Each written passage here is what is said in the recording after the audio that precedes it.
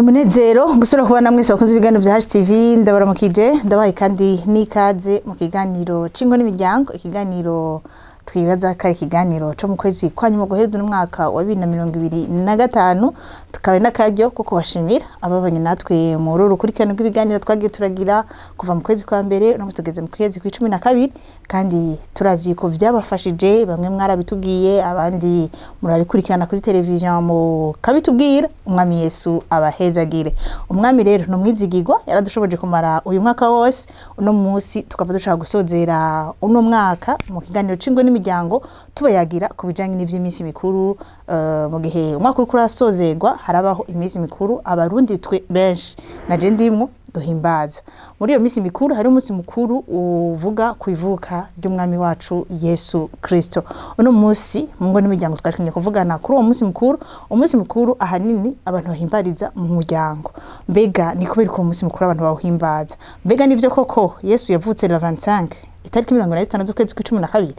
mbega nivyo canke co bari kigereranyo mbega ivuka rya Yesu Kristo mu muryango nibiki twoshirako umutima nibiki vyotuma tuhimbaza mu kwibuka iryo vuka rya Yesu Kristo uno munsi nivyo twashimye kubayagira mu kiganiro cingo n'imiryango kandi twizere ko kiza kubafasha twaronse n'umutumire nawe se ubundi ni Bertrand NDAYISHIMIYE asanzwe muno mwaka yaraje ko turakorana ibiganiro bitari bike bimwe byaduhezagiye hari n'ababitubwiye ko biba byabaryoheye none munsi dusozera no mwaka amahoro n'amarembe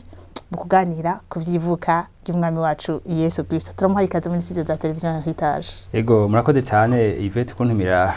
muri studio za televiziyo Heritage kugira ngo dusangire kino kiganiro n'abakunzi ba televiziyo Heritage kubijanye na Noweli mu miryango.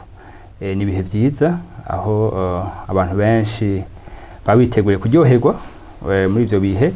kandi abashimira cyane ko namwanya yumviriye ko nkuko muje kwivuga twagiranye ibihe byiza uno mwaka wose kandi muri kino kiganiro nditeze ko abantu baza guhezagirwa. Murakoze cyane tunateye intambwe mu kiganiro cacu tuvugane ngo mbega Noweli niki tushatse gusigura ko baradukurikira Noweli niki. Yego murakoze cyane kwico kibazo mpeje kumbaza ati Noweli niki kuko benshi barahimbaza Noweli ariko biraryoshe igihe uhimbaje ikintu uzicarico biranagufasha mu buzima bwa misi yose. Rero igihe habavuga ijambo Noweli ni ijambo rivuye mu kilatini natalis bisigura naissance kuvuka. Rero igihe habaye ibihe bya Noweli bibuka ivuka ry'umwami wacu Yesu Kristo. Hari bamwe bavyizera ko bohimbaza uwo munsi abantu bizera ko bohimbaza uwo munsi ariko uko biri kose Bibiliya ishinga ntaye ko hari umwami yatuvukiye. Rero nico gituma iyo uwo munsi uhabaye kiba ari igihe ciza cyo kwibuka umukiza yavukiye isi yose. Rero igihe cyose bavuze Noweli bashize kuvuga ivuka mu majambo makegeranye. Ivuka mbega ni kubera iki tuvuga rero kuri Noweli abantu tuba tuko twibuka ivuka rya Yesu Kristo kuko kuyandi naissance abana tubita ngo Noweli. Yego murakoze cyane ugiye kuraba iryo jambo Noweli si jambo ryatanguye ico gihe gusa kuko muri ico gihe hari n'ibindi bintu byaba kuri iyo tariki kuko ugiye kuraba muri kahise barahimbaza iyindi minsi mikuru y'igipagane les fêtes païennes. Rero muri iyo minsi mikuru bahimbaza ukuza kwizuba canke solstice d'hiver nkuko bavyita. Rero urumva ko hari ikindi kintu caba muri ico gihe umugabo rero bacabara hari inama zahababwiye ngo bashireho uwo munsi wawushinge nk'umunsi wo twibuka ivuka ry'umwami wacu Yesu Kristo. Rero nibyo abandi bana baravuka ku isi mu miryango bakaryoherwa kuko igihe cyose havutse umwana mu muryango haraba impundu mu muryango. Naho bari umuryango utazwi cyangwa umuryango uzwi naho umuryango ukenye cyangwa umuryango udakenye umuryango utunze igihe cyose havutse ikintu bita umwana haraba guhimbaza mu muryango haraba umunezero mu muryango kubera haba haje uyundi muntu mu muryango aje kuzana iyindi contribution hano mwisi kuko umwana wese avutse hari ikintu kanaka batekeye kubw'abandi bantu. Rero igihe Yesu yavutse ugiye kuraba no guhera kera ibyaba kera kuri ba Moyize kuri ba Yesaya baravugishwa kuza kumukiza baravugishwa kuza kumwami baravugisha ko hari umukiza azovukira isi yose akayigirira neza abantu bagakizwa. Ibyakorwa byose mu Isezerano rya kera cari igishushanyo c'umukiza azotuvukira. Yesaya warivuga neza avuga ngo umwami azotuvukira umukiza azotuvukira. Ugiye kuraba ba Dawidi bose barabivuze ko. Rero abavugishwa ba kera abami ba kera hari ibintu byakorwa kera bivuga kuri uwo muntu azoza uwo muntu ari special uwo muntu adasanzwe uwo muntu adasa n'abandi bantu ahubwo uwo muntu azobaje gukiza isi yose kuko igihe cyose habaye umunsi mukuru wa Noel twibuka ukuvuka ko umukiza aje gukiza abantu aje gukiza abandi turazi nko abantu bazi kahise ka Bibiliya turazi inkuru ya Adamu na Eva ukuntu bacumuye hakaza icaha umwana w'umuntu benshi barakunda kuvuga muri Katolika ngo icaha c'inyanduruko mugabo ico caha catwara umuntu mu rufu rw'ihe bidashira muga igihe Yesu yaza yaraje kudukiza ubwo rufu rw'ihe bidashira rero ntiyavutse nk'abandi babebe oya tuyikura mu ijambo ry'Imana twishimira ijambo ry'Imana hano muri Luka ca kabiri guhera ku murongo wa mbere avuga ngo muri iyo minsi icagezo kiva kwa Kaisari Augusto ngo abo mu isi bose bandikiwe uko niko kwandikwa kwa mbere kwabayeho ku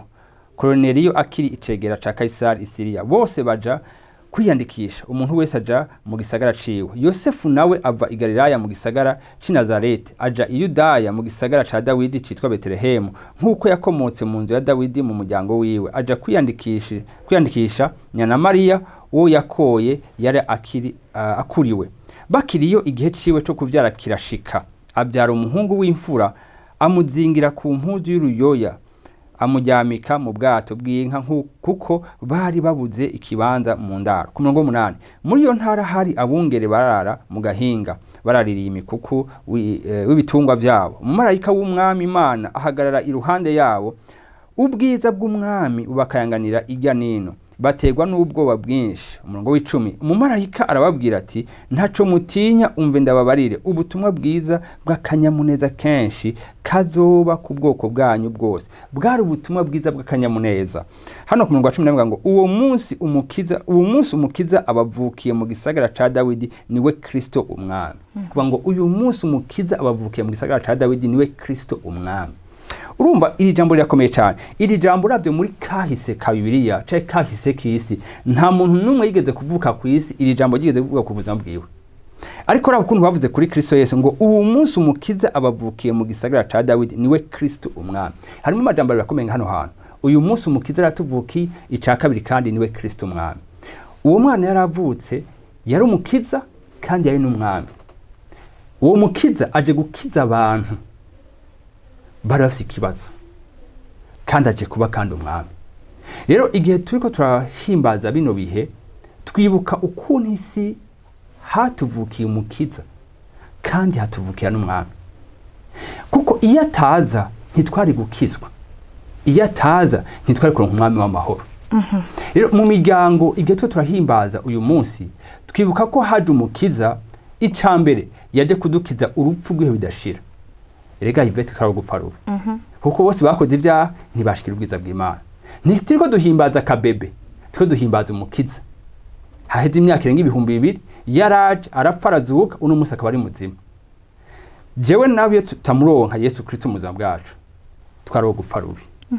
tukiri ngaho nyine Bertrand nashaka twumve mbega birakwiye ko umunsi mukuru uhimbazwa mu mwaka kugira tuhimbaza renaissance tuhimbaza anniversaire y'abana birakwiye ko ibintu tubihimbaza tukabiharira umunsi wabyo okay ikindyohera bavuze ngo mbega biraryoshe ko kino gihe tugiharira umunsi wacu biraryoshe ko tugiharira umunsi wacu muri ihe mpamvu nkatwe dukijijwe abari uti Imana iduhaye kugira ngo muri uwo munsi mukuru uzwi n'abantu benshi ku isi duprofite tubwira abantu ko Kristo Yesu yaje kubakiza nibyo nindi misi yose irakomeye ku Mana kandi turavuga Kristo Yesu nk'umukiza w'abantu muga uyu munsi abantu bose amaso yabo abari ko hanga amaso uwo munsi muga uwo munsi si ukomeye igikomeye nikiza kuvuga kuri uwo munsi niyo mpamvu no munsi nk'abana b'Imana dukwiye kuwuprofita tukawufata nk'umunsi udasanzwe wo kubwira abantu ati ntimurabe gusa umunsi n'imisi mikuru canke amakado muza guhana ariko hariho kado iruta izindi kado zose ni Kristo Yesu urazi ko kuri uwo munsi mwisi yose nubwo abantu bariko barahimbaza bagiye bahana amakado benshi bahora bakiza ko no munsi niyo mpamvu uyu munsi tuwufate nk'igikoresho cyo kubwira abantu yuko hari umukiza bavuki hari kado irutandi makado yose koshobora guha abakunzi bacu canke abagenzi bacu iyo kado yitwa Kristo Yesu niyo mpamvu ari ikintu gikomeye cyane umunsi mukuru wa Noel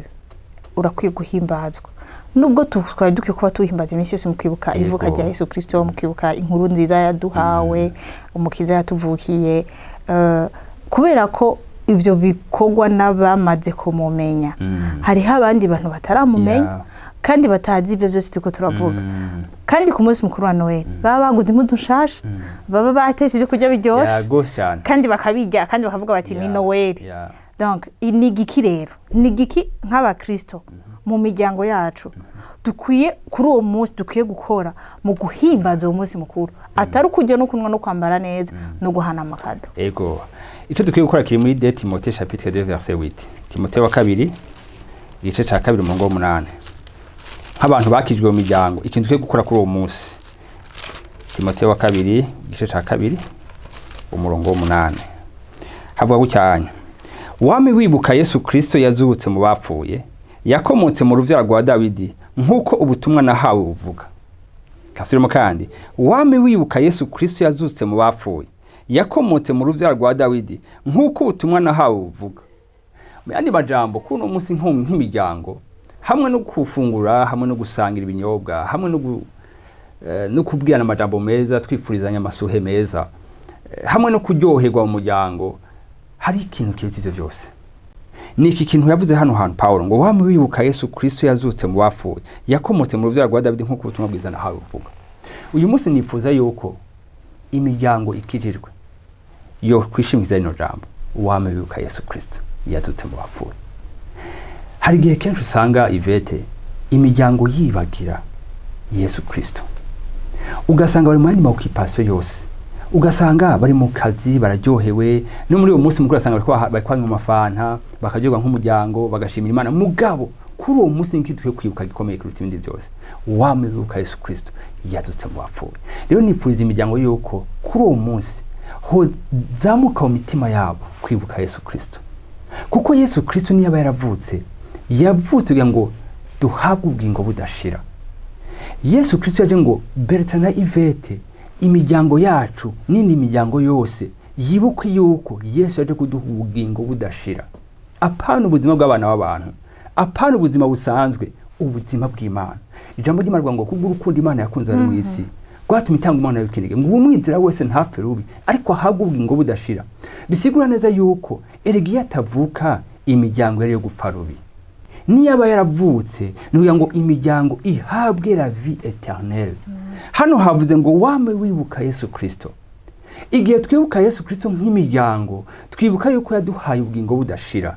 Ijambo ry'Imana rivuga ngo ni jewe nzira kuri n'ubugingo ntawe ushobora gushaka kwa data ntamutwayeyo. Igihe twe turahimbaza dusangira twibuke yuko ari we nzira ari we kuri kandi ari we ubugingo. Hama ica kabiri iyo bavuze ngo wame wibuka Yesu Kristo yazutse mu bapfuye icyaka bisigura iki? Igihe cyose ko turasangira nk'imiryango twibuke yuko Yesu igihe yaza yaje kuduhindura abana b'Imana.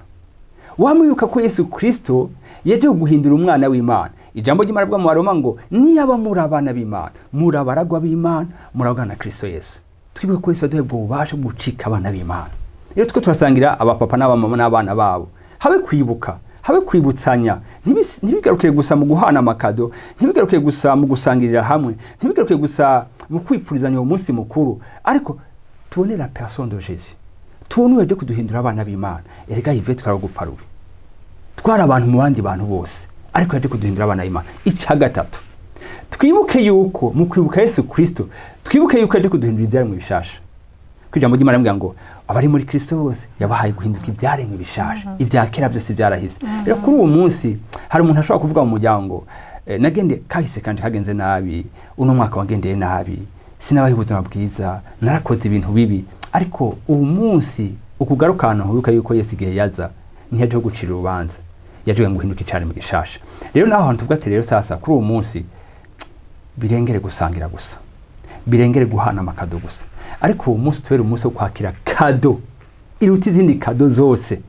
Utubere umunsi wo kwibuka Kristo Yesu abataramwakira bamwakire nk'umwami n'umukiza bwabo ahindura amazina yabo aje mu gitabo c'ubugingo hama imiryango ihinduke. Hama ikintu norangiriza ko muri kibazo cyo kumbaza havuze ngo wibuke Yesu Kristo muri kano kanya hari imiryango ibuza amahoro hari imiryango ibuza umunezero. Nivyo ariko arasangira nivyo muga hagati y'umupapa n'umumama urashaka gusanga hari tension hagati y'abana abavyeyi urashaka gusanga hatari kumvikana hagati y'imiryango hagati yabo nyene urashaka gusanga hariho ibibazo gutandukana kugira nte hari nabusanga mu miryango yabo abavyeyi baravanye muga uwo musi ukabahuza nk'umupapa n'umumama n'abana bagahura muga après uwo musi mukuru ugasanga basuye muga buzima busanzwe mugabo reka uwo musi mukuru uze kwibutsa Yesu Kristo kari umwami w'amahoro yaje gutanga amahoro mu miryango yaje gutanga umunezero mu muryango hari abantu ashaka ko ariko arasangira muri kano kanya muri no minsi bariko arasangira mu gusangira kwabo mu mitima yabo indani hariho kutumvikana mu mitima yabo indani hariho akantu babitse mu mitima yabo ariko ndifuza ko uyu munsi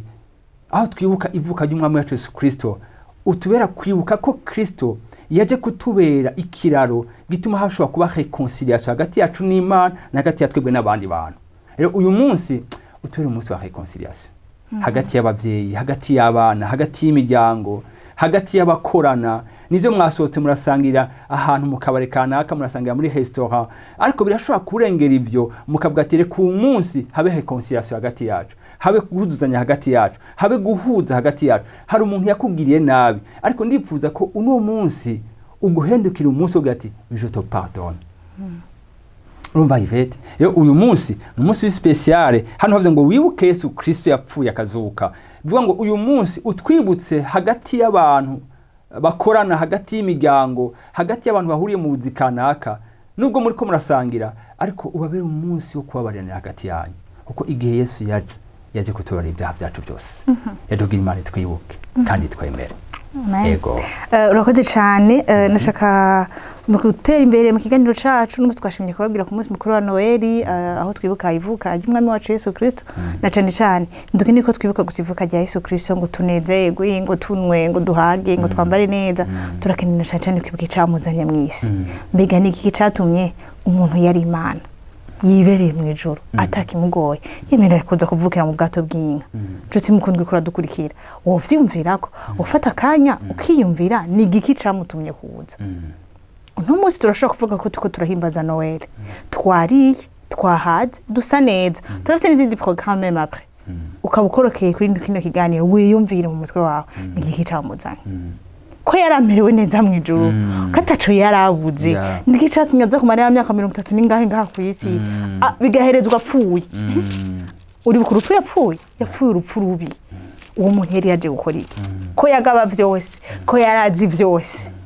yaje kugira ngo jewe na wewe turonke ubugingo kandi turonke uburonke busagutse donc uno mwanya umunsi mukuru wa Noel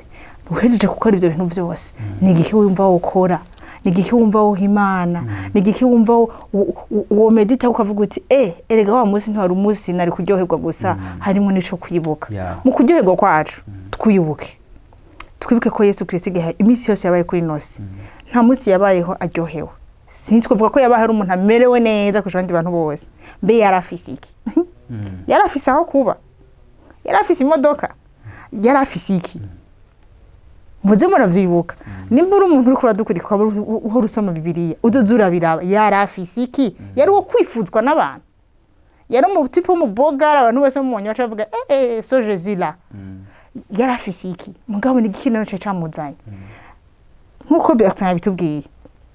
je nawe twarabagufa rubi yarabiravye kubera urukundo rwihisha afise ubwo rukundo nisho catumyaza acaravuka avukira mu nda ya Mariya umukobwa Mariya uwo munsi avuka yavukiye mu bwato bw'inka abandi tuvukira mu bitaro ku bitanda vyiza bishasha amashuka meza bakazana ibitoke bagahabavye yavukiye mu bwato bw'inka uno munsi nico kintu turiko turibuka twibuka umwana yavukiye mu bwato bw'inka mwebwe muriko muramwibuka rero no munsi nikimwibuka aho nyene Bertrand nigiki twibuka nigiki gituma tuvuga ngo uyu munsi mukuru ahubwo tuwibuka imisi yose kugira ngo imisi yose umuntu mu gitondo avyutse ataravuga ati hari umwami uwo mwami yarapfuye yaravutse arapfa arazuka kugira ngo jewe mbeho nawe ubeho yego imiryango yacu bajya abana bacu ziga nshuti zacu twababwira ico tuma bibatera intege kubandanya muri no rugendo kuko ivyo byose ibintu byose bihora bituma umwaka uheza abantu bavuga bati bantu uyu mwaka kweje ntiwagenze neza ni gufatira kubiboneka mbega nigiki Yesu yadusigiye nk'iragi nigiki Yesu yadusigiye cyo tuguma tuvuga dutuzukoma twibuka urupfu ungene wavutse n'ingene wabayeho n'ingene wazutse nigiki yego reka ndabasomera ijambo ry'Imana yotuma abantu bama bibuka ico Yesu impamvu yaje n'igituma yavukiye hano kw'isi. Tuje muri igice ca mbere ca Yohana igice ca 5 umurongo w'11 igice ca mbere ca 5 umurongo wa 11 havuga gucyanye havuga ngo reka mpere ku murongo w'10 ngo uwizera umwana w'Imana ni wafise iyo ntahe muri we, utizera Imana abayigize umubesha kuko atemeye intahe Imana yashingiye umwana wayo. 11 kandi iyo ntahe ni nuko Imana yaduhaye ubugingo budashira, kandi ubwo bugingo ko buri mu mwana wayo. Ufise umwana wayo ni wafise ubwo bugingo, udafise umwana w'Imana ntafise ubwo bugingo. Yesu igihaza hano mw'isi ni Imana yamurungitse ku bwacu. Ijambo ry'Imana nakubwiye rivuga ngo kubw'urukundo Imana yakunze ari mw'isi rwatumye itanga umwana wawe kinege ngo umwizera wese ntapfe reka ahabwe ubugingo budashira. Ariko amaze gupfa akavuka agafa akazuka akaja mu ijuru, Imana yacisha ivuga intahe ikintu twosigarana nk'abana basigana gute, ikintu twosigara abantu bose bari kwiza ikintu bosigana ikintu kivuga ngo uwizera umwana w'Imana wafise iyo ntahe muri we, utizera Imana abayigize umubesha kuko atemeye intahe Imana yashingiye umwana wayo. Hari intahe Imana yashingiye umwana wayo. 11 ngo iyi ntahe ni nuko Imana yaduhaye ubugingo budashira, kandi ubwo bugingo buri mu mwana wayo. Ivete ikintu yadusigaye gikomeye cyane niyo ntahe, niyo témoignage ni Imana imushingira ivuga ngo nuko Imana yaduhaye umwana wayo, kandi muri uwo mwana hari ubugingo budashira. 12 avuga ngo ufise uwo mwana wese afise ubugingo budashira, udafise uwo mwana afise ubugingo budashira. Rero ikintu twosigana kuno munsi Yesu yaduhaye ni Imana ishingira intahe nuko twaronse ubugingo budashira. Ijambo ry'Imana yavuga gutya Ivete ngo uvyo marira ko umuntu kuronka ibyisi byose agahomba ubugingo budashira. Uyu mwaka hari abantu bagize bungutse cyane gose mu buzima bwabo. Hari abantu ku makonti y'abantu amahera menshi, hari abantu bubatse amazu, hari abantu bagize amamariage, hari abantu bungutse abana mu miryango, hari ibintu byiza byabaye mu miryango, hari ibintu byiza byabaye mu gihugu, hari n'abahomvye, hari n'abari kwaridoka muri kano kanya. Ariko hejuru y'ibyo wungutse, hejuru y'ibyo wahomvye, hano havuze ngo hari intahe ikomeye cyane, intahe Imana ishingira umwana wayo ivuga ngo ufise uwo mwana wese afise ubugingo budashira, udafise uwo mwana nta bugingo budashira afise. Ivete vyomariye ko umuntu kuronka vyose, apana kuronka 2 miliyari, apana kuronka 10 miliyari, vyomariye ko umuntu kuronka ivyisi vyose, ariko agahomba ikintu gikomeye cyane cyo kwita ubugingo budashira. Kuri Noweli ikintu cambere ukubaza mu mutima wawe, nubwo naronse ibintu byose naronse, ikiruta ibyo bintu byose nakironse mu mutima wanje, ndiko kuko Imana yampaye inzahabu, Imana yampaye imiduga, Imana yarungitse umwana wayo kinege mbwa ngo ninamwizira simferubi. Erega urashobora guhimbaza Noweli mugabo warapfuye mu mutima wawe. Gupfa rubisigura ikintu kuba hano kwisi dafise Yesu mu mutima wawe. Gupfa rubisigura ikintu kuzura mu rudashira. Ariko igihe yavuka Yesu Kristo nk'umwami n'umukiza yaje ngo duhabwe cette vie éternelle. Ijambo ry'Imana yabisigura neza. Iyo abantu bagiye kwikadwa ngo tugiye kurondera ubuzima, nibyo umuntu ashobora kurondera ubuzima, na Bibiliya ivuga ko cyo bita kurondera ubuzima. Muga hirya kurondera ubuzima hari ubundi buzima twahawe bita Zoe la vie de Dieu. Ubwo buzima buri muri Kristo Yesu. Ijambo ry'Imana ngo ufise uwo mwana afise ubwo bugingo, udafise uwo mwana afise ubwo bugingo. Nibyo wari umuceri, nibyo uraza kunywa ifantu, uraza kumererwa neza. Ariko hirya y'ibyo hari cyo bita ubugingo budashira, urawufise. Erega ijambo ry'Imana ngo iyo umuntu umwe gusa yihanya no kwisi haraba impundu mu ijuru. Igihe Yesu yavuka harabaye impundu mu ijuru. Erega none umunsi hoba impundu mu muryango kuko umuntu yavutse ubwa kabiri. Erega uno munsi hoba impundu mu gihugu kuko hari abantu bavutse ubwa kabiri. Ngo iyo umuntu umwe gusa yihanye haraba impundu mu ijuru, bararyoherwa. Apana ko umuntu yariye umuceri Yvette, apana ko umuntu yanyoye ifanta, apana ko umuntu yagize mariage no munsi, apana ko umuntu yungutse amafaranga no munsi. Haba impundu mu ijuru ryari igihe umuntu yihanye, igihe umuntu yakire Kristo Yesu, niho haba impundu mu ijuru. Rero ikintu kimwe no kwipfuriza abantu muri no munsi nuko bokwibuka yuko ari intahe Imana yaduhaye umwana wayo. Mbega ikibazo no kubaza no munsi, eske uwo mwami uramufise mu mutima wawe? Benshi baravuga ngo kuri munsi baravuga ngo umwami Yesu akuvukira mu mutima wawe. Ni gute uvukira mu mutima wawe? Ni kumwakira nk'umwami n'umukiza w'ubuzima bwawe. Uwo muhura wese aravuga ngo Joyeux Noël, abo ngo umwami Yesu yatuvukiye. Muga ikintu cyo mu kwibaza uno munsi Yesu sakabebe kavutse ntikari muri crèche. Umuco gicapo isi yatanze cyo kumengo hari mu bebe ari muri crèche. Abandi nabo ku isi ahantu muri Europe, muri Amerika n'ahantu hatandukanye ku isi, n'umunsi umengo uri commercial cyane gose. Ni abantu bunguka cyane amafaranga. Kandi bitangura muri December bahira muri October bagatanga kuvyitegurira. Ugendera no munsi amabiho yose harishaje no munsi. ugenda no munsi mu miryango hari amasape de Noël ku mashuri barako batanga amakado muga hari ikintu gikomeye cyane hari intumbero ikomeye cyane no munsi nuko amaso yacu tuyakura ku makado amaso yacu tuyakura ku byo bita Père Noël amaso yacu tuyakura ku kuryoherwa no gushayza amazu yacu ariko amaso yacu yashaka kuri Kristo Yesu. Ndibaza ko uyu munsi intumbero tuyekura ku bintu intumbero tukashira mu kumuntu tukashira kuri Kristo Yesu sur la personne pas sur les choses mais la personne de Jésus Christ. Hano havuze ngo ufise uwo mwana wese afite ubugingo ariko udafise uwo mwana afite ubugingo. Brazi gayivete yuko uyu munsi hari abantu batarakira Kristo Yesu bamaze bariko bararyoherwa kubw'uyu munsi wa Noel ariko après uyu munsi cyangwa uyu munsi nyene wa Noel hari abantu baza gutaha baza gupfa hari abantu baza kwaka ubuzima erega ku munsi hari abantu bapfa ku isi ariko ikibazo uyu munsi waje kubera iki Yesu yavutse kubera iki muga hano havuze ngo intahi Imana nuko ufise umwana w'Imana wese afite ubwo buzima udafise umwana w'Imana afite ubwo buzima ahubwo ndipfuza ko ikiganiro imbere ko tukirangiza tuza gufasha abantu kugira ngo bakire Kristo Yesu mitima yabo bakire cette vie éternelle kuko ijambo rivuga ngo mu wikiro sayabwa ngo Kristo niwe buzima bwanyu erega ivete nibwo buzima bwacu Kristo Yesu. Ndipfuza kujya igihe Yesu yavuka habaye impundu z'abamarayika uno munsi haza kuba impundu mu miryango ko hari abantu bakire Kristo Yesu mitima yabo nico ikomeye cyane. Ikintu abantu bosiga no munsi ko bateleviziyo gitaje mu miryango nuko dukeneye ko imiryango ironka ubuzima bw'Imana muri amazina yacu akaba mu gitabo c'ubugingo kuko après imisi mikuru hari ubuzima bwundi bubandanye après imisi mikuru hari abantu bazova hano ku isi mugabo ndipfuza ko uyu munsi w'intibagera mu miryango yanyu kujya umunsi wavuka wibuka itariki bavukiye ko canka abavyeyi kwibuka itariki bavukiyemo canka abagenzi ndipfuza ko uno munsi nawe uza kwibuka ngo kuri Noel yo muri 2025 naravutse ubwa kabiri narakire Kristo Yesu. Ndipfuza ko papa ariko abateleviziyo itaje abo mariko abateleviziyo itaje abana ariko abateleviziyo itaje abasore n'inkumi ubabira umunsi mwiza uyu munsi wo kuvuka ubwa kabiri ijuru rigahimbaza yuko mu Burundi imiryango iri mu Burundi hari abantu bakiriye la vie éternelle bakimwe dashira. Amen. Turabifurije Noel nziza turabifurije kwakira Yesu nk'umwami n'umukiza mu buzima bwanyu. Yabivuze neza Bertrand hariho ibyo abantu bifuza muri nosi kuronka amafaranga kuronka ibintu twese bimwe byose mwifuza mu ngo zanyu mbega biraryoshe hatarimo Yesu erega ntibihaza umutima w'umwana w'umuntu uguma wumva ushaka n'ibindi ariko ufise Yesu ufise byose.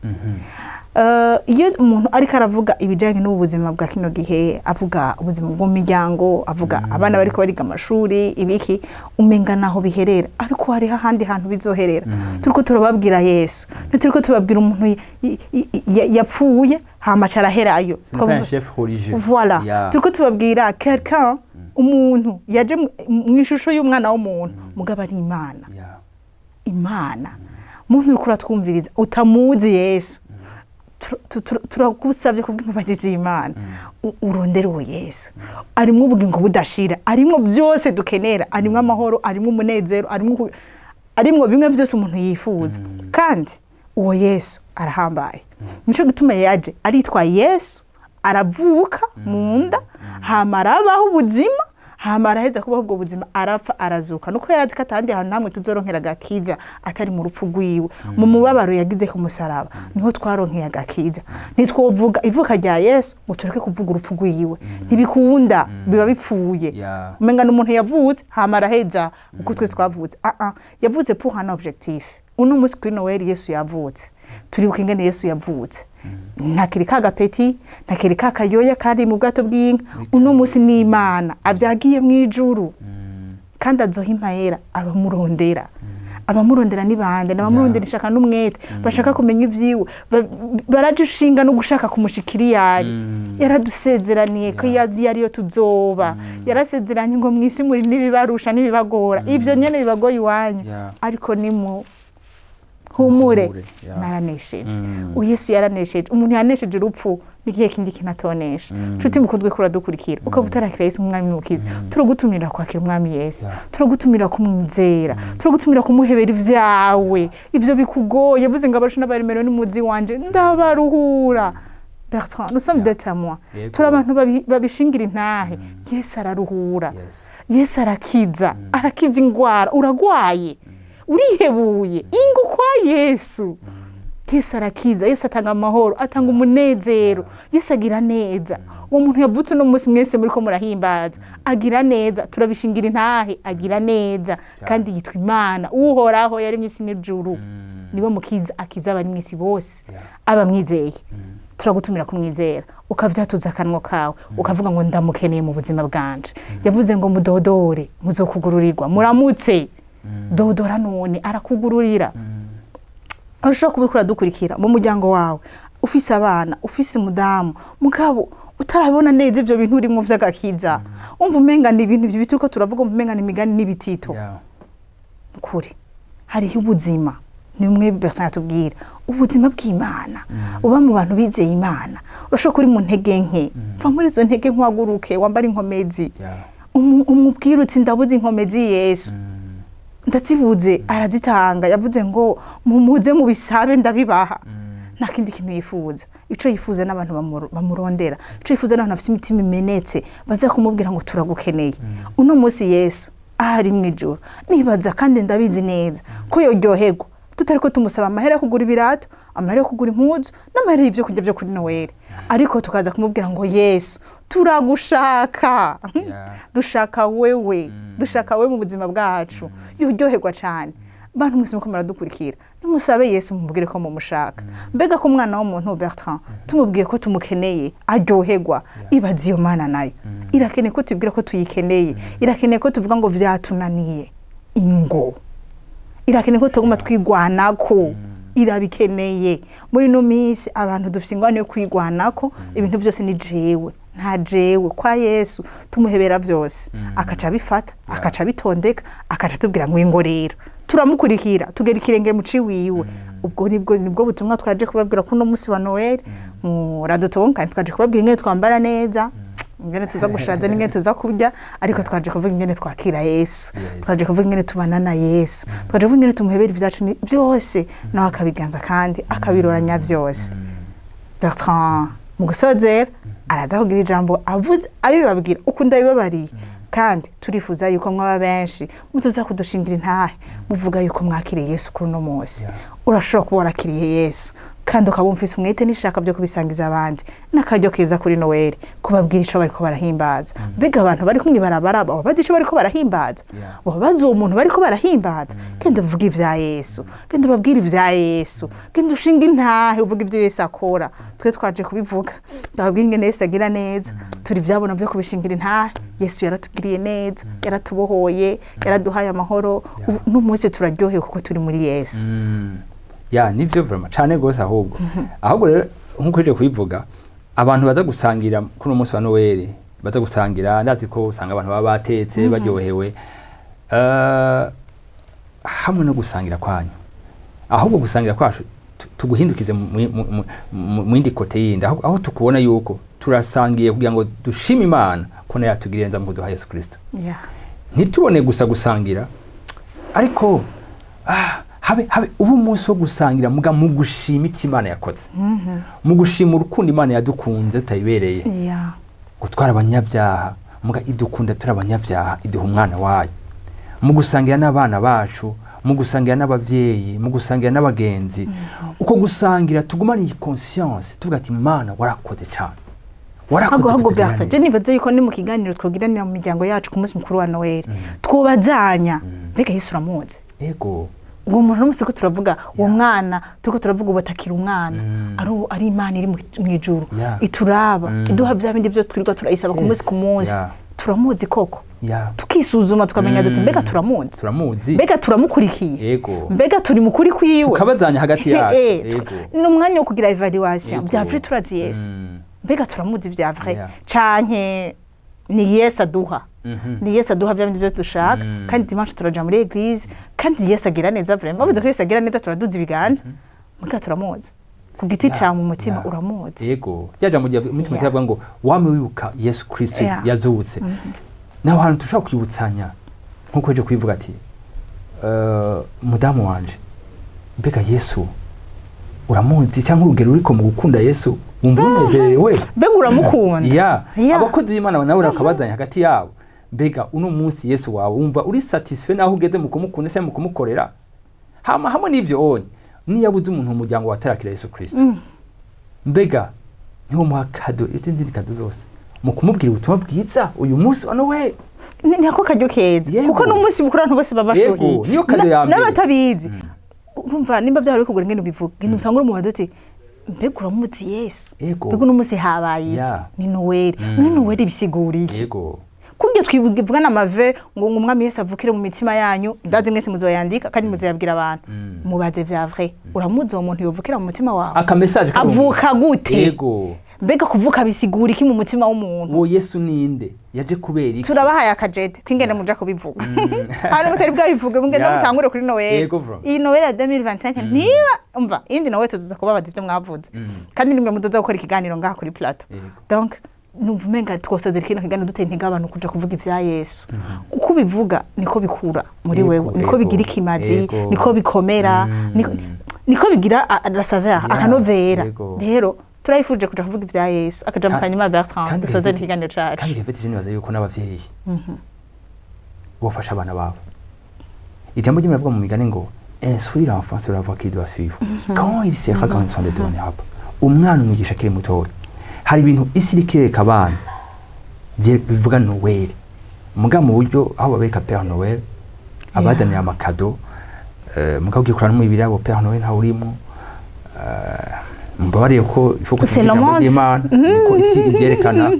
abavyeyi ndi bakatukiri batoyi batugira sapin de Noel karatuvyuka mu gatondo tukandaza abana benshi byarabaye ko bagasanga amabiswi ahantu hari gasapin de Noel bagasanga imbombo ibintu byo ngo ndayibazane uvuga kari Père Noel yabiza Père Noel seki naho rero bwa nti Bibiliya ntivuga wari Père Noel kuko nta urimo mugabo nibaza ko dukwiye Imana idufashe ba Kristo Imana ifashe ishengero Imana ifasha abantu abana bacu bakuriye mu kuri kandi uko kuri tuzoha abana bacu niko bazoha n'abana babo ugasanga dufite abuzukuru n'abuzukuruza bubaha Imana kuko ari ahantu hahereye kuri ikinyoma nticoganza mu mitima y'abantu ariko twereka ukuri kuganza mu mitima y'abantu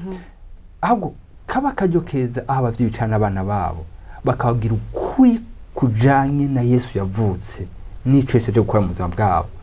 abana tukabwira uwo Yesu muri simplicité mu gutahura bagezemwo tukabigisha tukabereka Yesu wari we hama tukabereka yuko kado ya mbere ikomeye cyane nuko Yesu yaje kubwabo nuko hari ubuzima Yesu yatuzaniye abana bamaze gushika ahantu bashobora gutahura ibyo bagiyemo abavyeyi bakabafasha uwo Yesu bakamwakira hari umuvuga butumwa wa kera yatashe umuzungu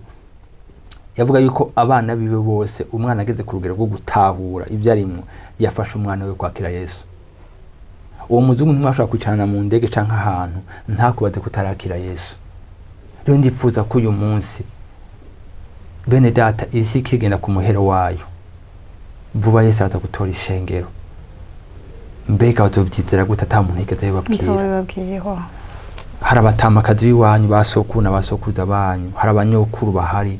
mbega ntimubona yuko mukwiye kubabwira uwo Yesu hakiri kare bakamwakira Ivete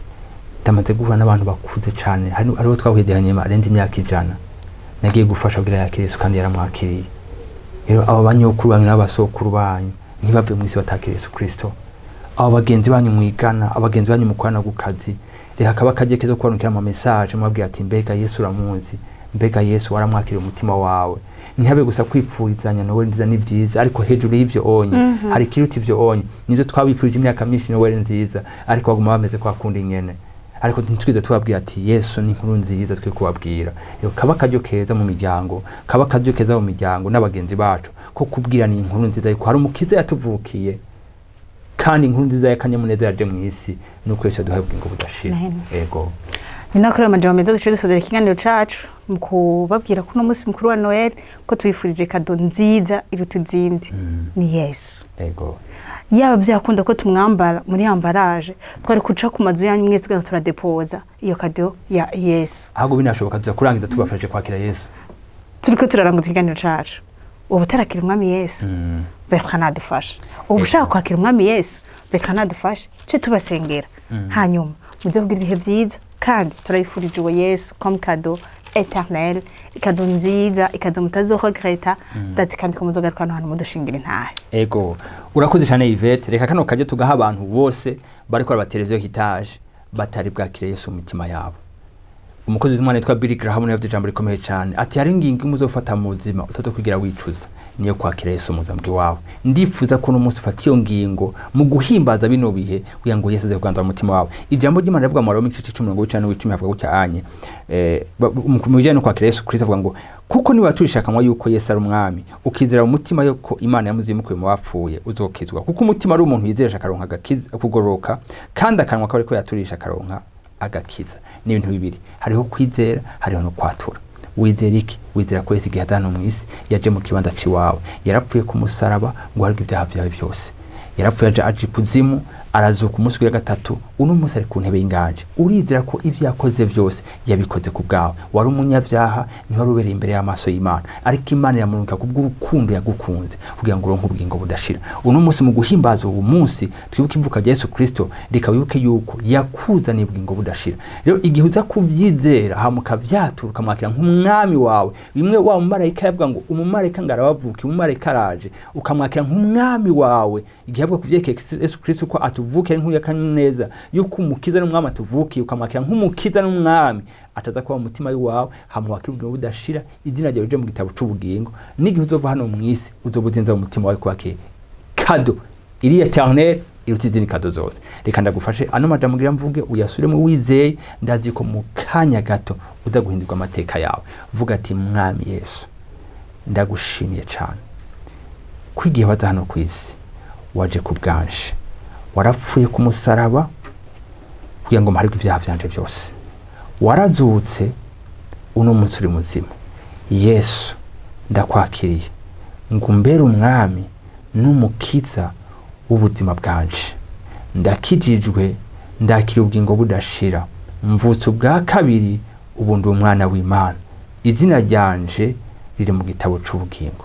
amen amen félicitations wavuze n'amajambo yizeye ubuhindutse umwana w'Imana uhindutse careme gishasha ubu mwijuru hari impundu kuko wihanye amen mwakoze cyane turafelicite n'abaheje kwa kimwami Yesu kandi mwakoze cyane mu gusozera no mwaka turayifurije ibihe vyiza turayifurije Noweli nziza mu kwakira Yesu abasanzwe bamufise Yesu turayifurije ko Yesu aganza imitima yanyu koko ni mube abantu kugura kumwe kuri hari kundi kuri hari ariko mwe muri Yesu muhagararemwe neza mugumemwo araryoshe ni myiza agira neza yadufashije no mwaka wose tumaze impore kandi nukurikira wa 2026 turayifurije ibihe vyiza umwami Yesu azabane natwe azatuzigame tuzogaruka hano hantu dushinga intaye tuvuga ivyo Yesu yadukoreye unubwo Imana bugure mu ngo zanyu no mu miryango yanyu umwami Yesu abahezagire